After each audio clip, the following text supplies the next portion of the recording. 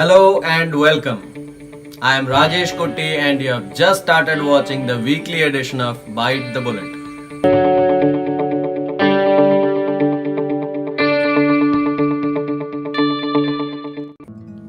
The National Education Policy has just been announced. It will be a quantum leap for education in India and there will be very visible and definitive changes in every sector of this country. I have another important question to ask of you. Why are your children's history textbooks so different from the textbooks that we had studied in our schools maybe some 20-25 years ago? Today they differ greatly not only in looks and presentation, but most importantly they differ in their content. Our children are not taught that we Indians have more than 4,000 years of magnificent history behind us. Today our history books mainly portray how this country was conquered, looted, raped, plundered and dismembered by foreign invaders like the Afghans, the Turks, the Persians, the Dutch, the Portuguese and lastly the English. When we learn such a negative and distorted history about our own nation, we initially become apologetic, then defensive about it, and then finally we begin to avoid it. So today, let us travel backwards in time and try to get a better understanding of our own history, heritage, and culture.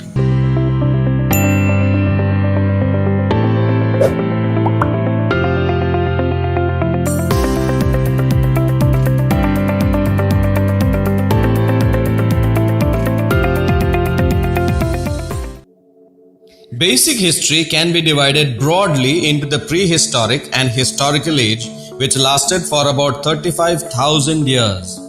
Then the Metal Age began in 5000 BC when man started using copper and bronze to make his tools.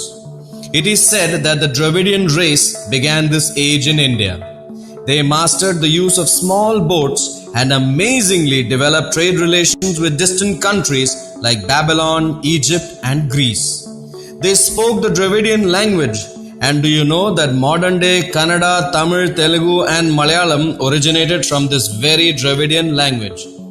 This early civilization is famously known as the Indus Valley Civilization. It is from here that the story of Bharat begins. With the discovery of the civilization in 1922, India came to be recognized as a country with one of the most ancient civilizations of the world, which is about 3,500 years old. Most historians believe that the Indus Valley pictographic script forms the basis of languages like Sanskrit and Tamil. Officially, that makes Tamil the oldest language in the world with a rich heritage of about 3,500 years. I bet you didn't know that. The Indus Valley civilization was replaced by the Aryans sometime during 2000 to 1500 BC.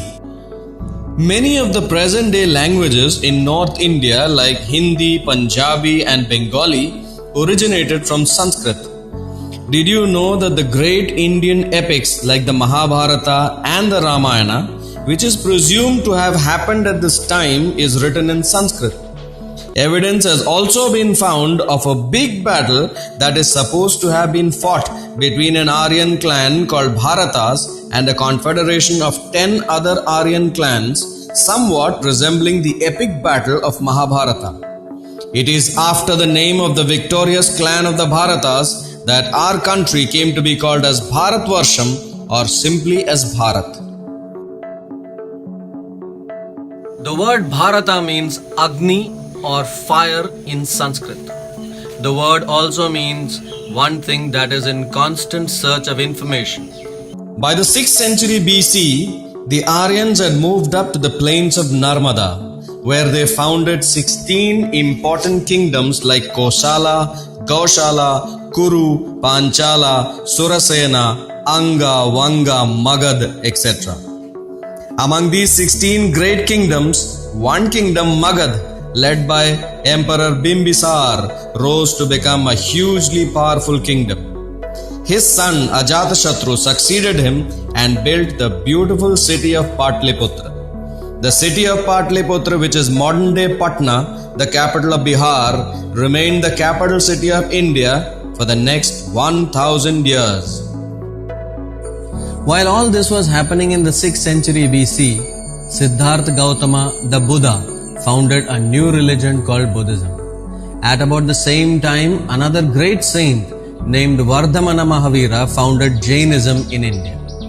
Both these religions today have a combined following of more than 550 million people, which is about 8% of the global population. Four of the greatest religions of the world, that is Buddhism, Jainism, Hinduism and Sikhism, have their roots in India. That is our impact on the world and also our contribution to it. In 327 BC, the Greeks under the world-conquering Alexander attacked the Paurava kingdom of King Purushottama, better known as Porus, to gain entry into India. Alexander eventually won the battle but suffered tremendously heavy losses and left India soon after that because his men were tired and they did not have the stomach to fight the powerful Nanda kings in northern India.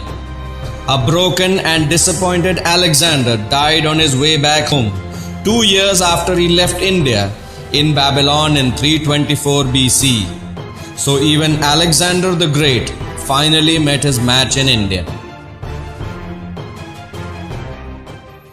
The powerful but unpopular Nanda dynasty was overthrown by Chandragupta Maurya in 324 BC, and then he went on to establish one of the greatest empires that the world had ever seen. His prime minister Chanakya went on to write the Arthashastra, which is even today acknowledged as the greatest book ever written on public administration and polity. After Chandragupta, his son Bindusar came to the throne in 300 BC. He was succeeded by his illustrious son Ashok in 273 BC. Samrat Ashok inherited a huge empire which included modern-day Iran, Pakistan, Afghanistan and Bangladesh. Later on, he adopted Buddhism and was greatly responsible for making it a truly world religion. The Ashokan sculpture of 4 lions standing back to back on the Ashokan pillar at Sarnath near Kashi was adopted by the government of India as its state symbol. History calls him as Ashoka the Great. Next to come is the most important period in Indian history. This period is also known as the Golden Age of India. This era begins with Sri Gupta laying the foundations of the Gupta Empire, which would go on to last for more than 250 years. The rise of the Gupta Empire is attributed to Samudragupta, who extended the boundaries of his empire in all directions and laid a rock-solid foundation for the consolidation of the Gupta Empire in India. Modern historians refer to him as the Napoleon of India. After Samudragupta came Chandragupta II, popularly known in Indian history as Vikramaditya. It is believed that Vikramaditya had the famous Navaratnas in his court, which included the great poet Kalidas, the great physician Dhanvantri, and the great astronomer Varahamihira, among many others. The great astronomer Varahamihira is believed to have introduced the zodiac or Rashi signs and is also believed to have laid the foundations of astrology in India. His great encyclopedic work, the Brihat Samhita, is considered a masterpiece on architecture, planetary motions, eclipses, timekeeping, astrology, and mathematics. It is such a shame that our children are not taught anything about these pioneering masters in their school syllabi. After the complete decline of the Gupta Empire in the 7th century, 2 great dynasties called the Pushyabhuti dynasty in northern India and the Chalukyan dynasty in southern India were established.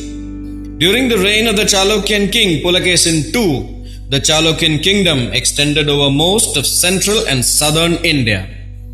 Although Pulakesin II was a Hindu ruler, there were 100 Buddhist monasteries in his kingdom, a true example of a secular and tolerant India. Our history books state that King Harshavardhana of the Pushyabhuti dynasty was the last great Hindu king of India. But that is not correct. Our history books do not mention the house of the Gehadwalas of North India, who fought off numerous Turkish invasions and embarked upon a massive program of temple construction in Ayodhya, the birthplace of Lord Ram. This was later destroyed by the Mughal Emperor Babur, and a mosque, the Babri Masjid, was built upon it. Do you know that one Indian king allied with the Chinese to fight a war to defeat an invader? They were the Chandelas of Bundelkhand under Yashovarman, who allied with the Chinese to fight off Turkish invasions. King Vidyadhar was the greatest Chandela king, and he killed the last Pratihara ruler of Kannauj for surrendering to Mahmud of Ghazni. The Chandelas were also the builders of the magnificent Khajuraho temples. See, such a magnificent legacy, and most of us are unaware of this.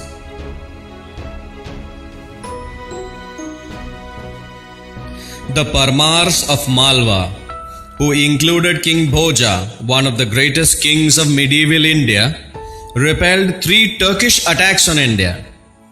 We are mostly taught about how we were subjugated by foreign invaders, but these facts of our history, when our predecessors won historic battles to defend our sovereignty, is rarely discussed or taught in our schools and educational institutions.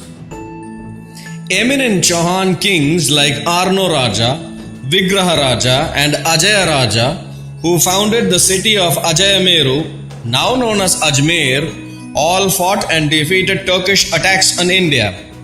Yet our children are not taught about this fantastic past. We are not taught about Jaisimha Siddharaja, who is regarded as the greatest king of Gujarat, a renowned warrior and builder of the Rudra Mahakala temple at Siddhapura. Naiki Devi, a queen regent who defeated the forces of Muhammad Ghori near Mount Abu, does not find a mention in our textbooks either.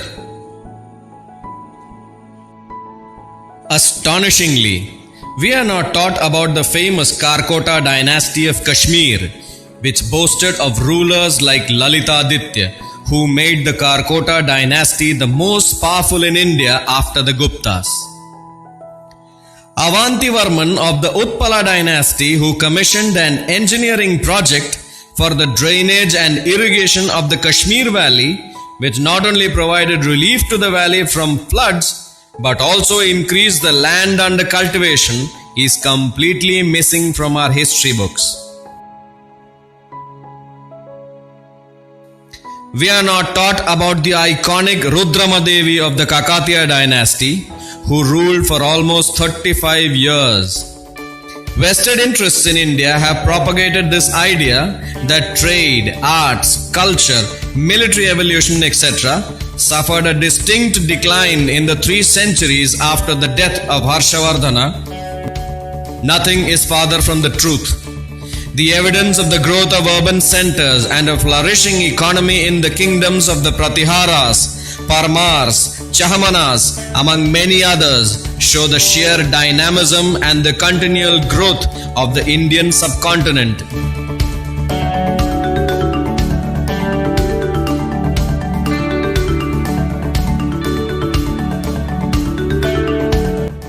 We must take more pride in our history and heritage, because that will inspire the coming generations to make an attempt to recreate it again.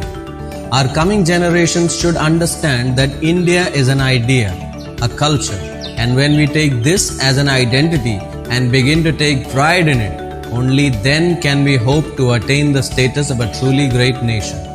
So friends, first, please discuss the contents of this program with your children. The onus lies upon us to rewrite and teach a more balanced and responsible history so that our children grow up to be proud global Indian citizens.